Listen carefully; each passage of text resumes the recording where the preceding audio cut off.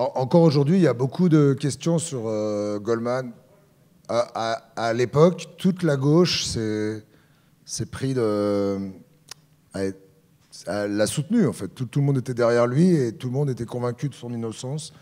Et ça pose encore beaucoup de questions aujourd'hui. Et voilà, il y a encore beaucoup d'articles qui se demandent pourquoi il est devenu une telle figure de la gauche française dans les années 70. Donc il y a beaucoup de questions, en fait. Il n'y a pas tellement de réponses. Et après, la question, c'est pourquoi moi? Pourquoi tu t'es intéressé à filmer moi, aujourd'hui? Alors moi, c'est pas tellement le militant d'extrême gauche qui me passionnait, c'est plutôt sa personnalité à lui. Et j'ai trouvé à la lecture de son livre que c'était un personnage de cinéma. Pour moi, c'était évident que c'était un personnage de cinéma très intéressant, mais parce que je le trouvais très ambigu, en fait. Je ne suis pas fan de Goldman. Je trouve qu'il est très complexe et qu'il est à la fois fascinant, inquiétant, sympathique et antipathique, et qu'il est assez manipulateur et très brillant. Et en fait, c'est son langage en fait qui m'a impressionné, d'abord, à travers son livre. Et ensuite, je crois que l'idée de faire un film de procès m'a autant intéressé que de faire un film sur Goldman. Et oui, mais au jour d'aujourd'hui, si tu veux, la plupart des gens, que tu veuilles au nom des jeunes et tout ça, tu vois, c'est quelque chose qui sont tellement loin de tout ça que c'est peut-être, au jour d'aujourd'hui, une certaine reprise d'une violence fait que le film, tu vois, touche, si tu veux, un peu plus les gens de ce qui pourrait toucher, par exemple, à 5 ou 6 ans. Qu'est-ce que tu penses? Oui, mais Goldman, il ne prône pas la violence, puisqu'il lui dit qu'il ne l'a pas fait, ce qu'on lui reproche. Oui, mais c'est oui, donc c'est une projection. On projette sur lui il y a une projection sur Goldman. On projette un révolutionnaire un peu radical, mais d'abord, il n'a pas fait la révolution. Il est allé au Venezuela, il est revenu au bout de 2 mois. Il a fait quelques braquages, et ce braquage qui a mal tourné, dont on parle dans le procès, il dit qu'il ne l'a pas fait. Donc il n'y a pas de violence. Mais il a su se politiser, si tu veux, il a su très bien politiser son procès. Ah oui, par contre, il a politisé son procès, ce qui fait qu'effectivement, il y a il y a eu un mouvement d'opinion en sa faveur, parce qu'il a réussi à convaincre les gens qu'il était victime d'une erreur judiciaire. Et c'était presque vécu comme une nouvelle affaire Dreyfus à l'époque. Hein. Et il a surtout beaucoup dit que les témoins étaient antisémites et que la police était antisémite et que c'est parce qu'il était juif qu'il avait été un coupable désigné, en fait. Oui, et tu suis de près son procès où tu as beaucoup fictionné? Non, non, à 90%, c'est le vrai procès. Enfin, on n'a pas eu les minutes du procès, hein, ce que les greffiers notent. Donc on a reconstitué le procès avec les journaux de l'époque, les articles, donc il y a une marge d'erreur quand même. Mais non, à 90%, c'est le deuxième procès. On a rapatrié quelques éléments du premier procès. On a rajouté le témoignage de sa femme, donc qui n'a pas témoigné, et on s'est servi d'extraits du livre. Et puis on a inventé les scènes de souricière. Toutes les discussions d'alcôve entre les avocats et Goldman sont totalement inventées parce que par définition il n'y avait pas de témoins. Voilà, donc c'est une œuvre de fiction, mais en tout cas les faits, on est très fidèle aux faits. Ça, les faits sont les faits et les témoignages sont les témoignages. Dans ces personnages-là, il y a quelqu'un qui, je pense qu'il y a des gens qui ont un rapport avec la France ici, qui est quelqu'un qui est devenu une figure après d'une certaine, si tu veux, gauche française, et donc surtout un grand avocat qui s'appelle Georges Kijman, et qu'ici, que tu veuilles ou non, il n'est pas si bien traité que ça. Et je voulais savoir si là, tu t'es appuyé sur des choses de Kijman, parce que Kijman, quand même, c'est quelqu'un qui l'a laissé... Pardon. Non, je pense que Kijman est bien traité par le film. Il est maltraité par Goldman, surtout. Oui, mais... Moi, par exemple, je m'identifie beaucoup plus à Kijman qu'à Goldman. Je suis plus proche de la ligne de défense de Kijman. Je suis plus convaincu par l'axe de défense de Kijman que l'axe de défense de Goldman. C'est Goldman qui traite très mal Kijman. Oui, parce qu'il le place dans un peu comme son ennemi. C'est ça qui est très curieux. En tout cas, moi j'avais envie qu'on ait le sentiment à la fin du film, et c'est le sentiment que j'ai moi, que c'est grâce à Kiejman s'il n'est pas condamné à la perpétuité, en tout cas. Que Kiejman fait beaucoup pour sauver sa tête. Et je voudrais... Bon, pourquoi tu penses que le film est dur avec Kiejman? De quel point de vue? Je pense que le personnage de Kiejman, du début à la fin, c'est un personnage qui nous donne une certaine distance. Parce que dès le moment où il est traité comme quelqu'un qui appartient à la gauche caviar, dès le début dans le film, et rien ne démentit ça dans le film. Et en même temps, tu sens qu'il est complètement dépassé par Goldman. Tu vois, évidemment, Goldman prend le pouvoir pendant le procès, dans un certain sens, dans la parole, etc. Et tu te dis que si tu es le personnage que Kiejman est devenu après, tu dis comment Kiejman s'est laissé, si tu es d'une certaine façon, tu vas être dépossédé, si tu veux, de ce procès qui devait être... Vous avez ressenti les choses comme Paolo? Moi, je ressens pas du tout les choses comme ça. C'est pour ça que c'est intéressant. Moi, je trouve que vous avez le même sentiment. Moi, j'ai l'impression que, pour moi, Goldman a une défense très, très suicidaire, très dangereuse en tout cas, parce qu'il manie la provocation. Et pour moi, Kiejman a une défense beaucoup plus rationnelle. Et pour moi, c'est Kiejman qui garde la maîtrise du procès, de mon point de vue. Et je pense que Goldman tout seul ne s'en serait pas sorti. Non, mais comme Goldman n'aime pas Kiejman, et la lettre d'ouverture en témoigne, effectivement, si on s'identifie à Goldman, alors on n'aime pas Kiejman non plus. En fait, non, c'est pas une question de s'identifier. Tu sens que moi je disais c'est une autre chose. C'est un procès qui a été d'une façon ou d'une autre manipulé complètement par Goldman. Tu sens qu'il était un manipulateur et que moi je sens même par contre que les provocations de Goldman c'était beaucoup plus étudié que tu vois, c'est ce que je sens, qu'un personnage, c'est un acteur. Moi je suis pas dans la tête des jurés, mais disons que Goldman dit qu'il est innocent. Il dit je suis innocent, je suis innocent, je suis innocent. Il ne cesse de le répéter. Et Kiejman ne plaide jamais l'innocence de Goldman. Il plaide la présomption d'innocence et l'absence de preuves et donc le bénéfice du doute. C'est ce qu'il plaide dans sa plaidoirie. Évidemment, je ne suis pas dans la tête des jurés et je ne sais pas ce qui a motivé les jurés à voter pour l'acquittement, mais moi je pense qu'il a été acquitté au bénéfice du doute et pas du tout par conviction. Et je crois que ça a été dit même dans les rapports, dans les motivations du jury. Et une autre chose, maintenant, passons un peu à une autre chose, c'est quand même comment tu as préparé le film, comment tu as tourné, comment les choses sont passées. Oula, au niveau du tournage, ça veut dire combien de temps tu as eu, comment tu as fait, comment tu as... Parce que tourner dans un huis clos comme ça, c'est un défi énorme. Tu vois. Créer une tension dans un huis clos comme ça, avec quelque chose, un procès que tout le monde sait comment c'est fini, que tout le monde sait, tu vois, surtout en France, que Goldman avait été acquitté. Comment tu arrives à trouver cette tension et tout ça, et comment tu as réussi à quand même à donner... Ça, ça, tu le sais mieux que moi, quand on commence un film, on n'est jamais sûr de le réussir. Il n'y a pas de garantie. L'idée du film, c'était de tourner avec la salle pleine tout le temps. Ça, je pense que ça joue énormément. On n'a jamais tourné, les acteurs n'ont jamais joué juste entre eux, en fait. Il y avait toujours 100 personnes qui les écoutaient, et ça, je pense que ça a énormément joué. Tous les acteurs étaient là tout le temps? Voilà, tous les acteurs étaient là tout le temps. Donc, ce qui fait qu'on a fait un tournage très court pour pouvoir avoir cette possibilité, cette disponibilité de tout le monde. Et donc, c'était très dense, en fait. Je dirais que le mot clé du film, c'est la densité. On a tourné très vite, avec 3 caméras, et tout le monde était là, et tout le monde était filmé. Personne n'était jamais off, en fait. Tout le monde pouvait être filmé à tout moment, donc ce qui fait qu'effectivement, je pense que ça a maintenu une tension de jeu, une grande tension de jeu. Ouais. Et tu as tourné le procès en continuité? Ouais.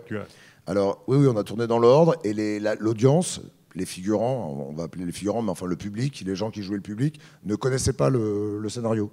Donc ils suivaient les débats au fur et à mesure. Et ils avaient la liberté de réaction, en fait. Ils réagissaient, ils connaissaient leur fonction sociale, mais ils pouvaient réagir, ils avaient liberté totale de Donc les comédiens étaient strictement sur le texte, mais la salle était totalement libre de ses réactions. Donc des fois, il y avait un petit côté sportif. Non, mais c'est ça que c'est... Et elle réagissait comme tu prévoyais ou non? Pas toujours. Pas toujours. Mais assez vite, je me suis dit que c'était plus intéressant de laisser vivre les réactions que d'avoir des réactions très jouées ou très... D'abord au montage, on a pu gommer certaines choses. Peut-être 2 fois, je les ai calmés. Là, j'ai dit arrêtez de hurler. À un moment, un acteur, il s'est moqué de moi. Il a dit tu vas bientôt être dépassé par la machine que tu as mis en route. Non, il réagissait pas du tout comme je voulais, mais il réagissait très fort. Hein. Et puis, alors, c'était un très bon instrument de mesure sur le jeu, parce que quand la salle était très réactive, alors je voyais que le jeu était très bon. J'avais comme un test de jeu en direct. Et des fois, je sentais que ça dormait un peu, alors je voyais que les acteurs n'étaient pas assez là. Le sentiment de Kejman par rapport au tournage du film, Kejman, il nous a accueillis au départ. Hein. On l'a vu plusieurs fois avec la scénariste, il nous a donné quelques archives, il nous a raconté un peu comment il voyait les choses. Lui-même, on sentait qu'il n'avait pas gardé que de la sympathie pour Goldman. Il a plutôt essayé de me décourager de faire le film au départ. Et puis après, il s'est prêté au jeu. Non, mais il était déjà très âgé hein, quand même. Et donc il n'était pas... Non, il a pas... Enfin, il a pas... Dans ce sens, est-ce qu'il était content que le film se fasse ou pas? Je ne saurais jamais. Au départ, il m'a découragé. Il m'a dit non, c'est pas intéressant de faire un film où tout le monde connaît la fin. Et un peu Goldman n'était pas un personnage si sympathique que ça. Enfin, un peu sur des arguments comme ça. Puis après, il nous a reçus plusieurs fois. Donc de par son attitude, j'ai compris qu'il était quand même content. Puis il a rencontré l'acteur qui joue. Il était content. Il a dit il l'aimait bien, tout ça. Il était content d'être joué par lui. Non, il était plutôt bienveillant. L'acteur polonais qui joue le père. Alors ça, c'était vraiment. Ouais, alors ça, c'était vraiment une recherche compliquée, ce que j'ai cherché beaucoup en France. Alors, évidemment, le père de Goldman était d'origine polonaise, donc tout à coup d'avoir l'accent, ça, c'était vraiment incroyable. Donc on m'a parlé de cet acteur, qui est un acteur qui a joué dans des films de Vajda. Godard. Et de Godard, et voilà, il est venu exprès de Pologne pour jouer dans le film. Et surtout, on m'a dit qu'il parlait très bien le français, qu'il avait joué au théâtre en France, tout ça. Donc ça, c'était. C'est un grand acteur, oui. Toi, tu le connaissais déjà, moi, je le connaissais pas. Ouais. Je connaissais, je pense qu'il a tourné avec moi 1 ou 2 films. Et il faut comprendre quand même que pour une scène de. Bon, la scène fait peut-être 10 minutes, il est quand même resté sur une banquette pendant 3 semaines à écouter les autres. Donc c'était fantastique, quoi, de l'avoir. Hein. Et les choix des 2 acteurs principaux, de Goldman et Kejman. Des choix de conviction. Hein. Moi, j'ai toujours. La seule chose qui me guide dans le choix des acteurs, c'est la conviction qu'ils vont être les meilleurs. Voilà, donc Harry Evertelter, vous le connaissez déjà, l'acteur qui joue Goldman? Toi, oui. Oui. Oui. Non, il a joué déjà dans quelques films, mais voilà. Non, par contre, je tenais absolument à ce que ça soit des acteurs pas trop connus. J'aurais pas pris de stars dans le film. Je trouvais que ça n'avait pas de sens. Je voulais que le film soit très compact, très réaliste. Voilà, qu'on regarde pas des performances d'acteurs, surtout pas. Et Arthur Harry, donc, qui joue Kejman, qui n'est pas acteur, donc qui est réalisateur, mais que j'avais vu jouer dans quelques films, les films de sa compagne notamment. Et sa compagne, c'est Justine Trier. Simplement il est co-scénariste de l'Anatomie d'une chute. Et pareil, j'étais assez convaincu qu'il avait toutes les qualités pour faire un avocat. Ouais. Et c'est la première fois qu'il jouait? Non, il a joué dans des films de Justine Trier. Ouais, non, mais avant, on avait vu son film, c'est le film sur le militaire japonais, Onoda. L'année dernière, ici, en compétition. Il avait été ici avec nous. Comme metteur en scène, évidemment. Bonsoir. Merci pour le film. Précédemment, vous parliez de l'ambiance dans la salle où il y avait un petit peu d'improvisation. Il y a une scène assez intense où les gens montent sur les bancs avec le salut hitlérien. Est-ce que ça faisait partie de l'écriture ou de l'improvisation? Non, c'était dans l'écriture, ça. Ok.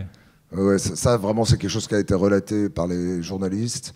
La salle a basculé à un moment, ouais. Et le procès a dû s'arrêter, effectivement. Et c'était un groupe de jeunes gauchistes et les gens faisaient le salut nazi. Ouais. Il y avait des photos journaux ou des dessins qui étaient parus à ce moment-là? C'était raconté. J'ai pas le souvenir de l'avoir vu illustré, mais c'était vraiment. En fait, ce qu'on faisait, c'est qu'on prenait les articles de journaux et vraiment on croisait les articles de façon à être le plus proche possible de la vérité. Pareil pour les plaidoiries. Les plaidoiries, par exemple, on les a pas du tout réécrites. Elles sont vraiment très précises.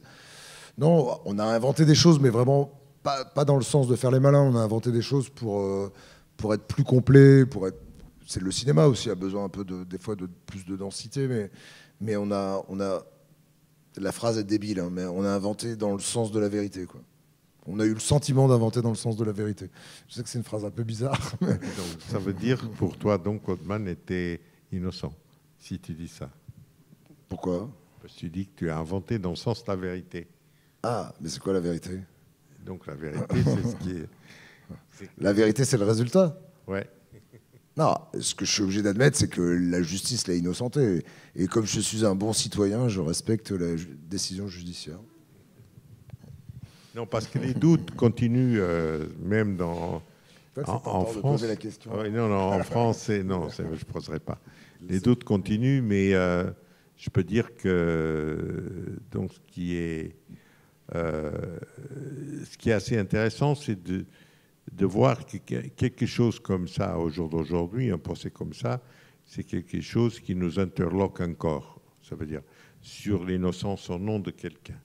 Tu vois, et que je pense que c'est un sujet très cinématographique, contrairement à ce qu'on pense. Il y a des affaires plus simples, il y a des affaires où il y a des preuves. Donc celle-là, le débat, c'est les circonstances atténuantes. C'est de savoir si... Mais il y a deux sortes de procès, en fait. Il y a des procès avec preuves et on essaye d'adoucir la peine du coupable avec les circonstances atténuantes. Et puis il y a les procès, ce qu'on appelle faute de preuves. Et là, la conviction doit se faire sur la parole. C'est parole contre parole. Et dans ce cas-là, c'est assez vertigineux, en fait, parce que on se rend compte à quel point la justice est difficile à rendre, en fait, tout simplement. Et c'est pour ça que je dis que, dans le fond, j'ai le sentiment d'avoir plus fait un film en hommage à la justice et au travail des avocats, des juges, de la justice, que vraiment un film sur Goldman lui-même. Si j'avais voulu raconter la vie de Goldman, je m'y serais pris autrement. Mais, par contre, c'est un personnage de cinéma fantastique, Goldman, parce qu'il a... D'abord, pour moi, je le traite un peu comme une rockstar. Hein. C'est un showman, quoi. Je trouve qu'il arrive par le verbe, et par la parole et par le goût du verbe, il arrive à électriser les débats, littéralement. C'est ça que tu appelles la prise de pouvoir de Goldman. Oui, il est la star de son procès. Ça, clairement, il veut être la star de son procès. Il ne veut pas laisser la place à Kiechman. Kiechman ne peut pas être la star de ce procès. Et même, je vois dans les commentaires des gens sur le film, les gens parlent énormément de Goldman. Ils parlent autant de Goldman que du film. Donc il reste la star même du film. Mais je pense que la défense de Kiechman est extrêmement solide et extrêmement efficace. Donc pour moi, il y a deux niveaux différents. Encore des questions ?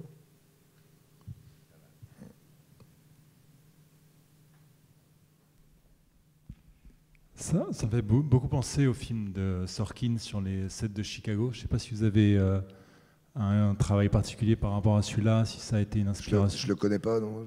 C'est typiquement une scène de procès où il y a justement des gens qui sont jugés et qui prennent souvent la parole comme ça, donc qui dépassent un peu le travail des avocats, mais en même temps avec c'est à regarder pour l'occasion, Aaron Sorkin et celle de Chicago.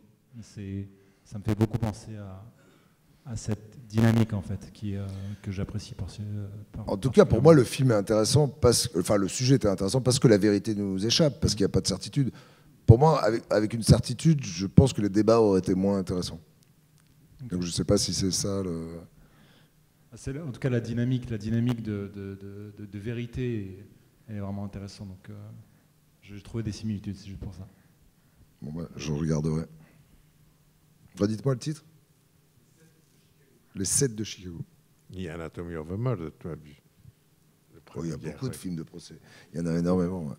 Mais aussi, ce qui est intéressant, les procès nous parlent toujours de la société aussi. Hein. C'est toujours on se dit toujours qu'un procès, 5 ans plus tard, ou 10 ans plus tard, ou dans un autre pays, aurait une toute autre... C'est la société qui parle à travers la justice et la façon dont la justice est rendue. C'est vraiment... Même franchement, je suis pas sûr que Goldman serait acquitté aujourd'hui. Est-ce qu'il serait jugé de la même façon? Est-ce qu'il serait des jurés comme ça, ou il sera des juges qui les jugeront? Non, les assises restent les assises, ça change pas. Pour des affaires de meurtre ou de viol ou de... C'est toujours les assises, et il y a toujours ce système de jury populaire. Mais l'opinion et le commentaire, les journaux influencent énormément les débats, en fait, qu'on le veuille ou non, en fait. Il y a ce qu'on appelle une ambiance autour d'un procès. Et ça, Kiechman et Chouraqui, parce qu'on a vu aussi beaucoup Chouraqui, le jeune, Kiechman et Chouraqui nous ont dit qu'il y avait une ambiance d'acquittement autour de Goldman, même avant que le procès commence. Mais donc, et que eux ont pu travailler, ont été portés par cette ambiance d'acquittement. Ce qui est bien, c'est qu'en même temps que le film s'arrête où il faut s'arrêter, parce que ce personnage-là, il y a eu aussi après toute une histoire, parce que, comme il est dit dans le film, 3 ans après, il a été assassiné, et on ne sait pas très bien pourquoi et comment. Personne connaissait l'histoire, ou des gens connaissaient? Ah oui, c'est intéressant. Non, mais du coup, il n'y avait pas d'a priori. Vous ne connaissiez pas la fin le résultat, en fait. Donc il y avait un petit suspense. C'est pas mal, ça. Oui. Parce qu'en France, en tout cas, les gens d'une certaine génération, ils connaissent le procès, ils connaissent le résultat. Donc ça ne joue pas de la même manière sur tous les spectateurs. Je m'étonne de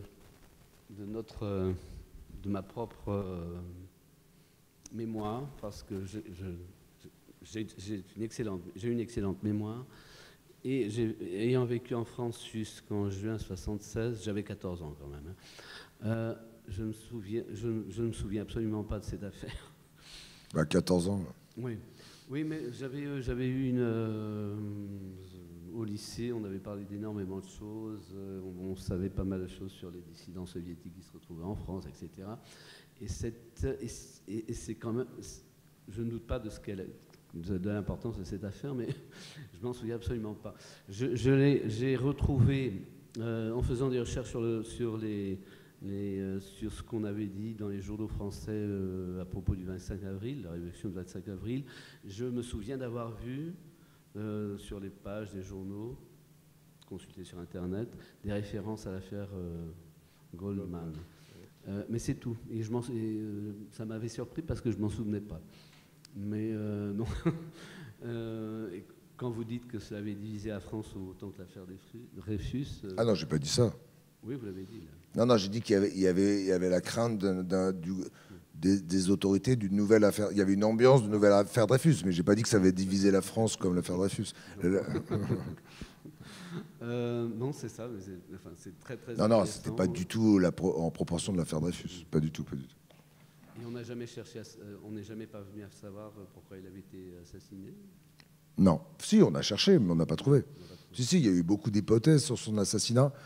La légende, il y a beaucoup de légendes autour de Goldman, c'est ça qui est intéressant. La légende dit qu'il aurait été abattu par un syndicat de la police, mais c'est une piste qui n'est pas très crédible.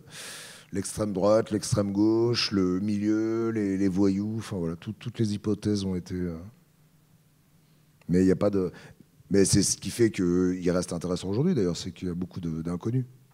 Et puis, ce qui participe aussi de sa notoriété en France, c'est qu'il est le demi-frère d'un chanteur très très célèbre. Et voilà, ça a aussi perpétré sa notoriété. Oui, il ne faut pas oublier qu'il est...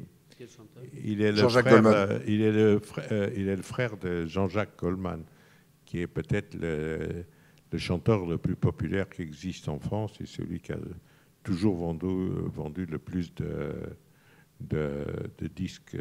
Tu vois, c'est quand même une star. Même maintenant, c'est encore une star. Donc, si tu veux, c'est ce rapport entre... Et Jean-Jacques Goldman n'a jamais parlé de lui. Il n'a aucune interview. Jamais. C'est le frère maudit. Non, il ne faut pas non plus oublier, pour que les gens qui savent qu'en 76, c'était quand même... tu vois, il y avait eu une énorme déception parce que Mitterrand n'avait pas gagné, la gauche n'avait pas gagné en 74. Donc on vivait dans un climat en France un peu particulier, où il y avait, tu vois, une droite giscardienne qui, contrairement qu'on dit que c'était une droite très, très musclée. Et donc, d'une certaine façon, Sylvestre Procès, c'était quelque chose que qui avait un rapport à la société qui était à l'époque. Donc il fallait, d'une certaine façon, qu'il y ait une espèce quand même d'héros. Et donc je pense que et ça a aidé Goldman à cette époque-là, je pense. Oui, non, il y avait un contexte.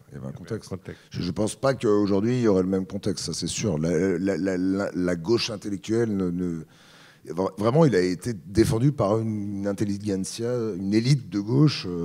Beaucoup de gens célèbres, là j'ai mis Simone Signoret, mais il y avait le comité de soutien, c'était 100 ou 150 personnes. Et tous les gens connus de l'époque étaient dans son comité de soutien. Bon, merci.